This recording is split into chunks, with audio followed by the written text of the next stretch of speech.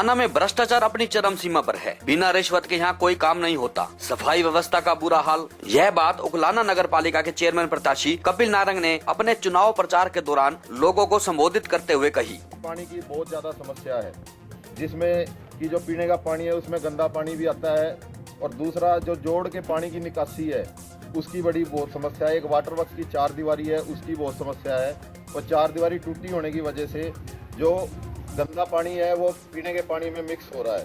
Sewerage ना होने की वजह से गंदे पानी की निकासी की बड़ी समस्या है। और एक जो हमारा शमशान घाट है सड़क के उस पार, उसकी बहुत जर्जर हालत है, उसमें एक भी ग्रांट सरकार की तरफ से हमारे को नहीं मिली है।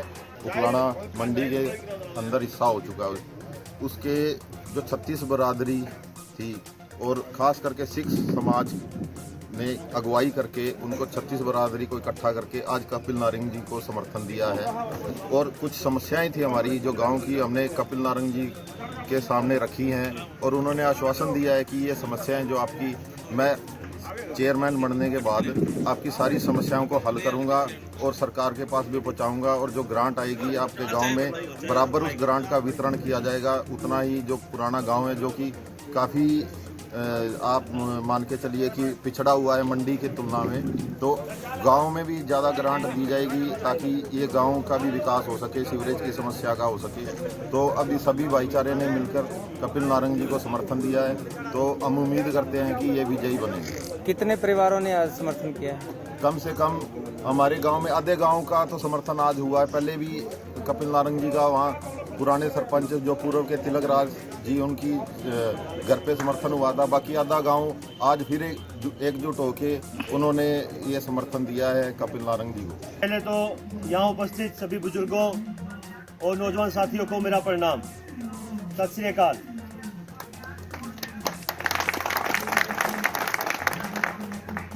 आप सबने जो मुझे आज आशीर्वाद दिया है वो मेरे लिए बड़ी खुशी की बात होने के साथ साथ एक जिम्मेवारी भी है, क्योंकि मेरा मकसद सिर्फ चुनाव जीतना ही नहीं है। चुनाव जीतकर राजनीति में नहीं आना, मेरा एक अलग ही मकसद है, वो है लोगों की सेवा करना।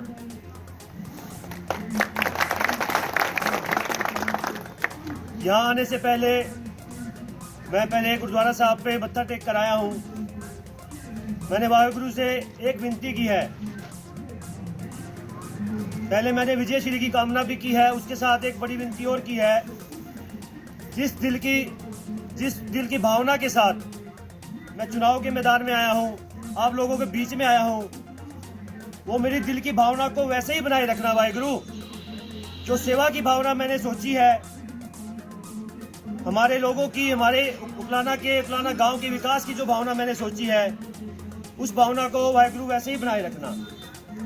ये मैंने गुरुद्वारे में मत्था टेक के मैंने प्रार्थना की है कि किसी भी कारण मुझे बदलने मत देना और इसी भावना को मेरे दिल में बनाए रखना। देखिए, आज उकलाना गांव में मुझे बुजुर्गों ने आशीर्वाद और भाइयों ने साथ देने का वादा किया है, और आज लगभग आधा गांव यहाँ मौजूद है, सभी बिरादरी यहाँ मौजूद है, और इस तरह का समर्थन पाके अब मुझे लगता है कि विजय निश्चित है। बहुत सारी समस्याएं लोगों ने आपके सामने रखी हैं, उनके बारे में क्या कहना?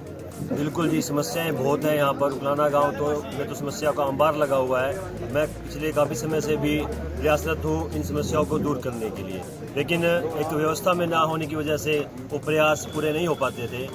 इसीलिए मैं अब चुनाव के मैदान में उतरा हूँ उस व्यवस्था का हिस्सा बनने के लिए। उस व्यवस्था का हिस्सा बनने के बाद मैं इन सारे कामों के लिए जोर लगा दूंगा और इन कामों को पूरा करूंगा और विकास के नए आयाम स्थापित करूंगा।